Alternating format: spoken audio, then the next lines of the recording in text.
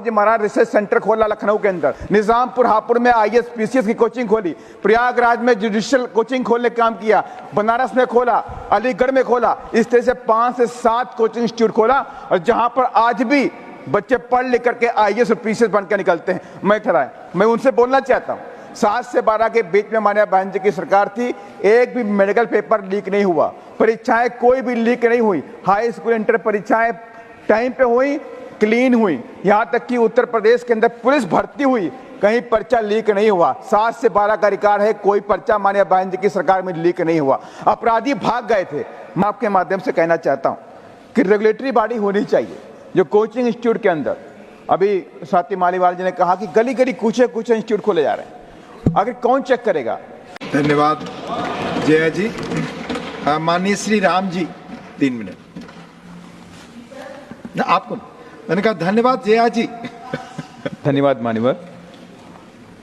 दिल्ली में एक coaching institute में 3 छात्र छात्राओं की मृत्यु अति दुखद है और मैं कुदरत से यही प्रार्थना करता हूं कि उनके परिवार को वो जो असीम पीड़ा मिली उसे सहन करने की शक्ति दे।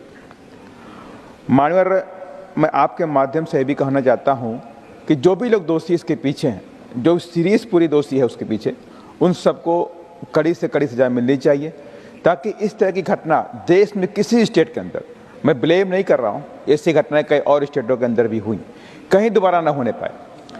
सारे माँ बाप अपने बच्चों को इंस्टीट्यूट में भेजते हैं बड़े सपने लेकर के, घर बार जमीन सब गिरवी रख देते हैं कि मेरा बेटा जाएगा, पढ़ लिख करके अधिकारी बनेगा, आईएएस बनेगा, डॉक्टर बनेगा, इंजीनियर बनेगा।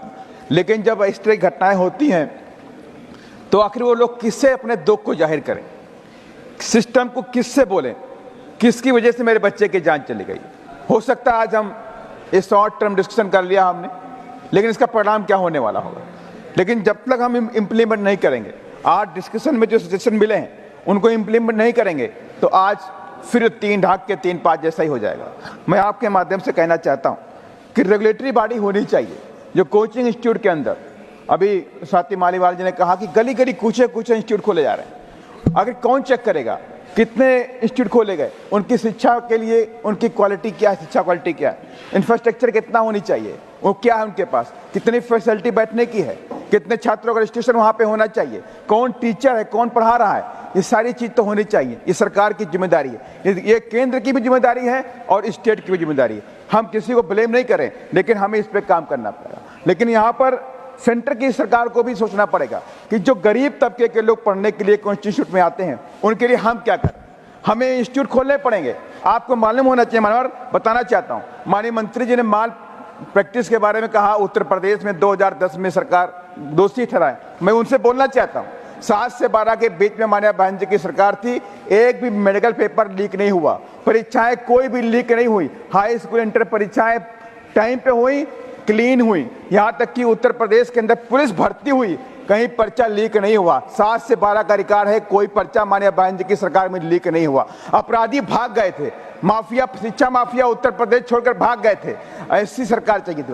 माननीय बहन जी ने उत्तर प्रदेश के अंदर गरीबों के लिए कोचिंग इंस्टीट्यूट खोले, छत्रपति साहू जी महाराज रिसर्च सेंटर खोला लखनऊ के अंदर, निजामपुर हापुड़ में आईएएस पीसीएस की कोचिंग खोली, प्रयागराज में जुडिशियल कोचिंग खोलने का काम किया, बनारस में खोला, अलीगढ़ में खोला। इस तरह से 5 से 7 कोचिंग इंस्टीट्यूट खोला और जहां पर आज भी बच्चे पढ़ लिख करके आईएएस और पीसीएस बनकर निकलते हैं। मैं केंद्र की सरकार से रिक्वेस्ट करना चाहता हूं, आपके माध्यम से आग्रह करना चाहता हूं कि सरकार को भी दिल्ली से कोचिंग इंस्टीट्यूट को हटा करके अन्यत्र कहीं पर स्थापित करें और इसकी क्वालिटी पर ध्यान दें। धन्यवाद। ब्रीफली माननीय वी विजय साई रेड्डी जी।